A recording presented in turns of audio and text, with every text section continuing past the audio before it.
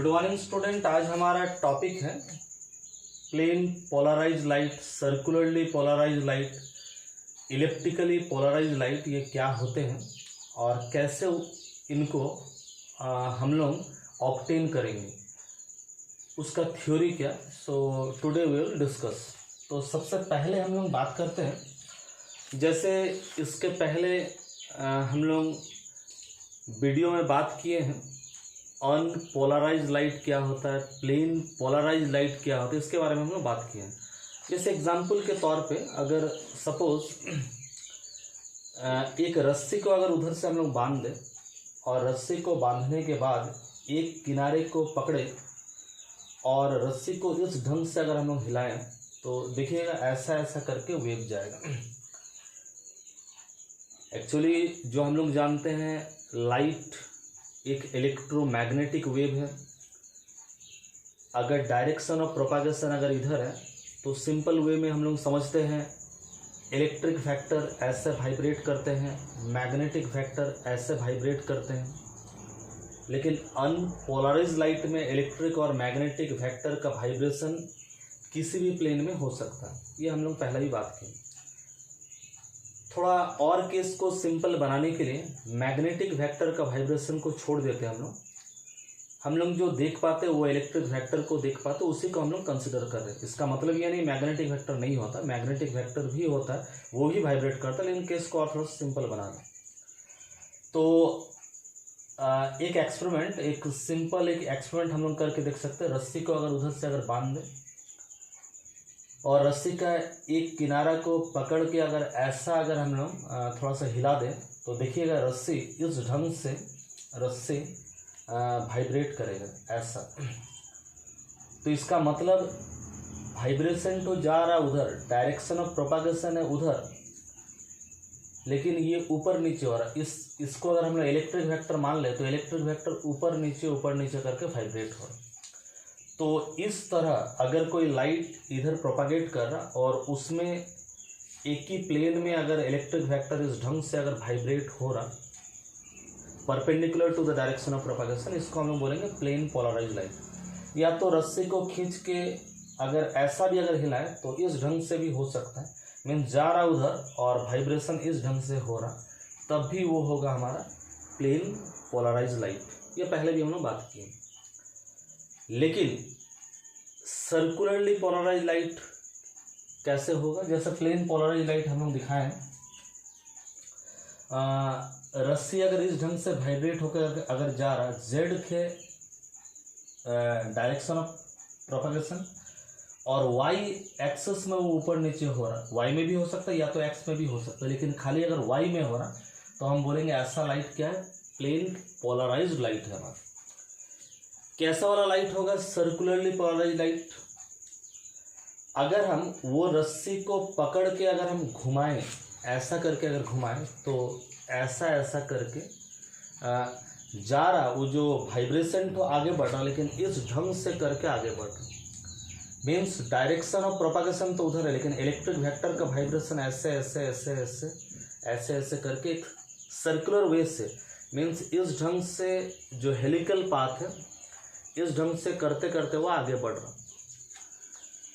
रस्सी को पकड़े हैं और रस्सी को हम घुमा दिए, एंटी क्लॉकवाइज भी हो सकता है, क्लॉकवाइज भी हो सकता है। अगर हम घुमा देंगे ऐसे ऐसे करके घुमा देंगे तो रस्सी को ऐसा ऐसा घूमना स्टार्ट करेंगे। अगर रेडियस अगर सेम है, मीन्स अगर सर्कुलर पाथ में अगर घूमे ऐसे ऐसे, लेकिन घूमते घूमते आगे बढ़ रहा हूँ तो डायरेक्शन ऑफ प्रोपागेशन वैसे, इलेक्ट्रिक वेक्टर ऐसे ऐसे ऐसे ऐसे ऐसे ऐसे, इलेक्ट्रिक वेक्टर का जो टिप इस ढंग से अगर वाइब्रेट करे तो उस तरह का लाइट को हम लोग बोलेंगे सर्कुलरली पोलराइज लाइट। और इलेप्टिकली पोलराइज लाइट बने क्या? वही रस्सी को हमको घुमाना पड़ेगा, लेकिन अब सर्कुलर पाथ में नहीं, इलिप्टिकल पाथ में अगर उसको हम घुमाएंगे तो इलेक्ट्रिक वेक्टर का जो टिप है उसका वाइब्रेशन अगर ऐसे ऐसे ऐसे ऐसे इलिप्स के जैसा अगर हो तब हम उसको बोलेंगे इलेप्टिकली पोलराइज लाइट। तो अब प्लेन पोलराइज लाइट को समझना तो बहुत ही आसान है, लेकिन इलेप्टिकली और सर्कुलरली पोलराइज लाइट को हम जस्ट एक एक्सपेरिमेंट आप लोगों को बताएं, उसके माध्यम से हम समझाना चाहें। जैसे अगर लाइट इस ढंग से अगर आगे बढ़ता जाए, मीन्स ये है डायरेक्शन ऑफ प्रोपागेशन, और उसका जो पीक है इलेक्ट्रिक वेक्टर का जो पीक है ऐसे ऐसे ऐसे ऐसे अगर वाइब्रेट करता अगर जाए इस ढंग से, तब ऐसा लाइट को हम लोग बोलेंगे क्या ना, सर्कुलरली पोलराइज्ड लाइट। ये जो सर्कल है ये एक पर्टिकुलर प्लेन में रहेगा, अगर डायरेक्शन ऑफ प्रोपागेशन इधर है तो ये सर्कुलर जो प्लेन होगा उसका परपेंडिकुलर हो। इसी प्लेन का जैसे ये बनेगा हमारा, अगर लाइट जा रहा है इधर तो ऐसा जो प्लेन बनेगा वो प्लेन डायरेक्शन ऑफ प्रोपागेशन का परपेंडिकुलर होगा, तो इलेक्ट्रिक वेक्टर का टिप ऐसा ऐसा करके घूमेगा, लेकिन घूमते घूमते हमारा आगे बढ़ेगा। तो इस तरह का लाइट ये भी पोलराइज लाइट ही है, क्योंकि पर्टिकुलर प्लेन में ही इलेक्ट्रिक वेक्टर हमारा वाइब्रेट कर रहा है। तो ये होगा हमारा सर्कुलरली पोलराइज लाइट। जैसे अब हम लोग बात करेंगे, हम थ्योरी के बारे में बात करेंगे, जो क्या कंडीशन में कोई लाइट सर्कुलरली होगा, इलेक्ट्रिकली होगा, प्लेन पोलराइज लाइट होगा। तो सबसे पहले बात करते हैं, ये कैल्साइट क्रिस्टल है। हम लोग जानते हैं अगर कैल्साइट क्रिस्टल में अगर अनपोलराइज लाइट अगर इंसिडेंट करे तो कैल्साइट क्रिस्टल चूँकि नेगेटिव क्रिस्टल, उसके अंदर दो कंपोनेंट में ये रे डिवाइड हो जाएगा। एक को हम लोग बोलेंगे ई रे, एक को बोलेंगे हम लोग ओ रे। ई रे का वेलोसिटी होगा ज़्यादा, ये सब हमारा ऑप्टिक एक्सिस है। ई रे का वेलोसिटी होगा ज़्यादा, ओ रे का वेलोसिटी होगा हमारा कम। तो ये दोनों जब निकलेंगे, इसका वेलोसिटी चूँकि ज़्यादा है, इसका वेलोसिटी कम है, तो दोनों के बीच में एक पाथ का डिफरेंस अराइज हो जाए। पाथ का डिफरेंस क्यों? क्योंकि ये भी जा रहा है, ये भी जा रहा है, इसका वेलोसिटी ज़्यादा है, इसका वेलोसिटी कम है, इसको थोड़ा कम रोका जा रहा है, इसको थोड़ा ज़्यादा रोका जा रहा है। अगर मान लिया जाए हमारा क्रिस्टल का, अगर मान लिया जाए थिकनेस अगर डी है, डी थिकनेस है, दोनों ही डी थिकनेस को पार कर रहा है, लेकिन पाथ डिफरेंस का फॉर्मूला क्या होगा? Path difference equal to D तो पार्ट है, लेकिन mu O minus mu E. Mu O का मतलब क्या ना, this is the refractive index for O ray, this is the refractive index for E ray. तो ओ रे जो पाथ ट्रैवल किया वो ट्रैवल किया म्यू नॉट डी, और ई रे जो ट्रैवल किया वो ट्रैवल किया म्यू ई डी। तो पाथ का डिफरेंस कितना हो जाएगा ना, D mu not mu O minus mu E. Phase का डिफरेंस तब क्या होगा ना, फेज का डिफरेंस डेल, फेज का डिफरेंस इक्वल टू होता है कितना, 2 pi by lambda into path difference D mu minus mu. चूंकि क्रिस्टल के अंदर दोनों रे का वेलोसिटी बराबर नहीं है, इसीलिए दोनों रे के बीच में एक पाथ का डिफरेंस इतना होगा और एक फेज का डिफरेंस इतना होगा। मान लिया जाए जो अनपोलराइज लाइट इंसिडेंट हो रहा ऑप्टिक एक्सिस के साथ थीटा एंगल में ही इंसिडेंट हो रहा है, उसका एम्पलीट्यूड, जो अनपोलराइज लाइट इंसिडेंट हो रहा है उसका एम्पलीट्यूड है ए, तो ऑप्टिक एक्सिस के साथ थीटा एंगल में अगर इंसिडेंट होगा तो यही एम्पलीट्यूड दो पार्ट में रिजॉल्व हो जाए। इधर जो रिजॉल्व हो रहा ऑप्टिक एक्सिस के अलोंग में जो रिजॉल्व हो रहा वो होगा हमारा ई रे, और ऑप्टिक एक्सिस के परपेंडिकुलर में जो रिजॉल्व हो रहा वो होगा हमारा ओ रे, क्योंकि कैल्साइट है हमारा क्रिस्टल जो कि नेगेटिव क्रिस्टल है, इसीलिए इधर में होगा ई रे, इधर में होगा हमारा ओ रे। तो ये अगर एम्पलीट्यूड है, इस तरफ का अगर एम्पलीट्यूड को हम लोग ए मान लेंगे, स्मॉल ए, और इस तरफ का एम्पलीट्यूड को वेव जो जा रहा, जो अनपोलराइज्ड वेव जो आ रहा है, इधर का एम्पलीट्यूड ए और इधर का एम्पलीट्यूड का मतलब क्या होगा, ये रिजॉल्व हो गया कितना में, ए कॉस थीटा में, और ये रिजॉल्व हो गया कितना में, ए साइन थीटा में। इधर थीटा है तो कॉस थीटा आएगा, इधर थीटा नहीं है तो साइन थीटा है, इसी को हम लोग मानते हैं बी। तो इधर जो वेव जा रहा उसका एम्पलीट्यूड है ए, इधर जो वेव जा रहा उसका एम्पलीट्यूड है बी। तो इधर का ई रे का जो इक्वेशन हम लोग लिखेंगे और ओ रे का जो इक्वेशन हम लोग लिखेंगे, ओ रे का इक्वेशन लिखेंगे क्या, फॉर ओ वाइब्रेशन इक्वेशन होगा Y equal to amplitude into sine omega T. तो एम्पलीट्यूड क्या है, एम्पलीट्यूड है बी, तो Y equal to B into sine omega बराबर 2 पाई इंटू फ्रीक्वेंसी होता है, फ्रीक्वेंसी क्या है माना 2 पाई एन टी।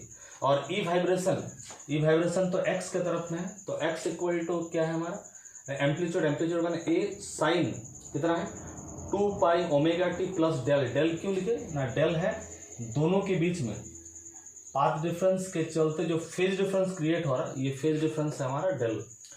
तो इसी इक्वेशन से हम लोग लिख सकते हैं, इसी इक्वेशन से x बाई ए। देखिए एक चीज जो हम बोल रहे हैं, हम लोग देखे हैं जब कैल्साइट क्रिस्टल में जब इंसिडेंट होता अनपोलराइज लाइट, तो दो वेव जो हमारा निकलता, वो plane polarise light simple case में, जनरल केस में, लेकिन दोनों का प्लेन ऑफ वाइब्रेशन एक दूसरे का परपेंडिकुलर होता, दोनों ही होता, ओ रे और ई रे प्लेन पोलराइज लाइट। लेकिन अब जो ओ वेव और ई वेव आपस में अगर सुपर इम्पोज अगर हो जाए, इलोंग अगर मिल जाए, तो कुछ कंडीशन है जिस कंडीशन से हम लोगों को या तो जब इलोंग इमर्ज होंगे तो प्लेन पोलराइज लाइट ही मिल सकता है, या तो इलोंग का कम्बिनेशन से, ये वाला और ये वाला कम्बिनेशन से हम लोग को सर्कुलरली या तो इलेप्टिकली हम लोग को मिलेगा।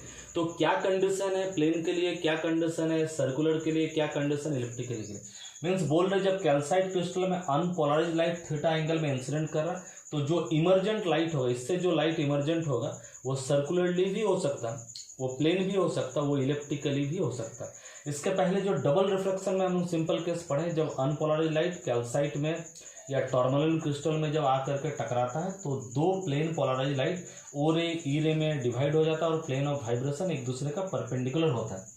लेकिन अब अगर थीटा एंगल में अगर वो इंसिडेंट करे, तब ओ रे और ई रे आपस में सुपर इम्पोज होंगे क्रिस्टल के अंदर, और उसके बाद कुछ कंडीशन है जिस कंडीशन को सेटिस्फाई करने से वो प्लेन भी हो सकता है, सर्कुलर भी हो सकता है, इलेप्टिकली, वही चीज़ हम लोग जानना चाह रहे हैं। तो अब थोड़ा सा मैथमेटिक्स में हम लोग जाते हैं। ओ वाइब्रेशन का ये वाला इक्वेशन है, ई वाइब्रेशन का ये वाला इक्वेशन है। इस इक्वेशन से, इक्वेशन 2 से x by a equal to sine a plus b sine into cos b plus cos a into sine b, और इक्वेशन 1 से साइन 2 पाई एन टी बराबर क्या होगा y बाई बी।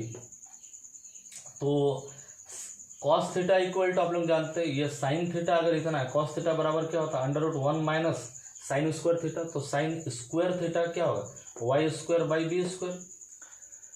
अब साइन ओमेगा टी या 2 पाई N T के जगह में ये वाला, कॉस ओमेगा टी या 2 पाई एन टी के जगह में ये वाला, तो ये इक्वेशन क्या बनेगा ना, x by a equal to sine 2 pi के जगह में y by b cos del, cos 2 pi के जगह में इतना into sine del.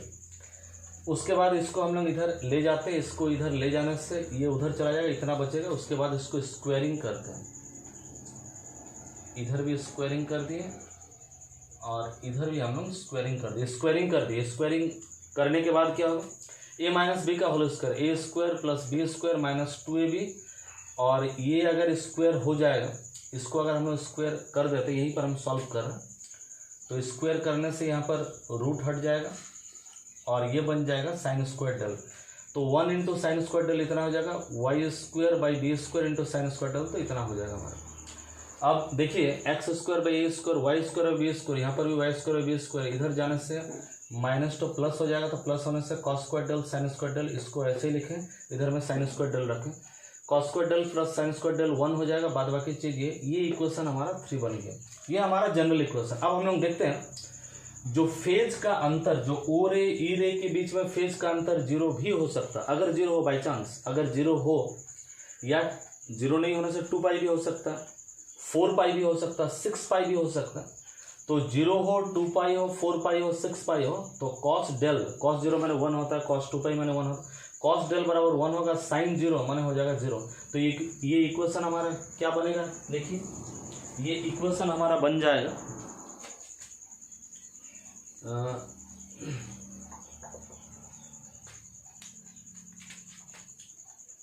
X square A square plus y square by b square minus 2xy a by b, cos del तो 1 है और साइन डेल 0 है, इक्वल टू 0।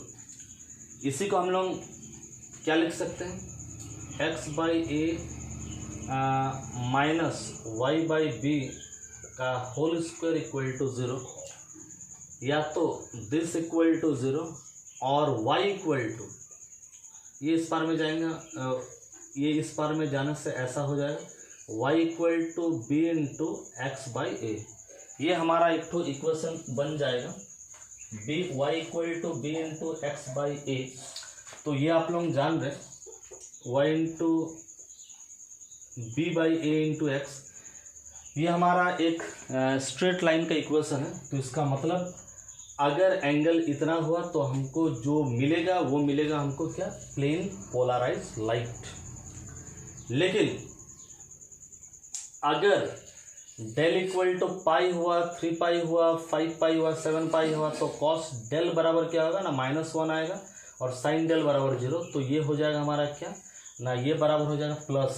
अगर ये हमारा प्लस हुआ इक्वल टू 0, तो y इक्वल टू जो हमारा बन जाएगा वो बन जाएगा माइनस। तो ये भी स्ट्रेट लाइन है, लेकिन पहले जो स्ट्रेट लाइन बना था प्लस वाला में, और अब जो स्ट्रेट लाइन बना, दोनों में अंतर क्या है ना, दोनों का स्लोप में डिफरेंस आ जाएगा। मीन्स अगर हम लोग इस ढंग से अगर बनाएंगे, एक ग्राफ अगर हम लोग बनाते हैं इस ढंग का,